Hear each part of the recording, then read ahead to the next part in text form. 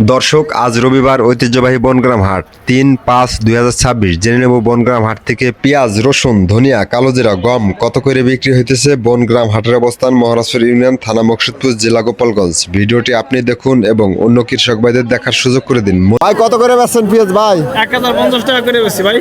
1050। 1050 টাকা করে বেশি। দর্শক, এই যে পেঁয়াজ, এই যে ভাই কিনছে। ভাই কত করে কিনছেন ভাই? 50 টাকা। 1050। 1050। কত বেচছেন রসুন ভাই? ওটা বেশি 1800।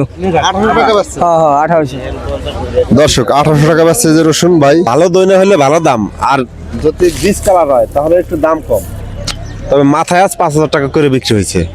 কালো জিরা যারা হাটে বিক্রি করতে আনবেন, কালো জিরাটি শুকিয়ে আনবেন, না হলে এভাবে তো দাম কম বলবে। আপনারা হয়তো মনে করবেন কালো জিরার দাম কম, আসলে তার দাম কম না। এই কালো জিরাটি ভিজা, যার কারণে দাম কম। 13,500 টাকা পর্যন্ত কালো জিরা বিক্রি হয়েছে আজ। গমগুলো বিক্রি হয়েছে 1400 টাকা মন।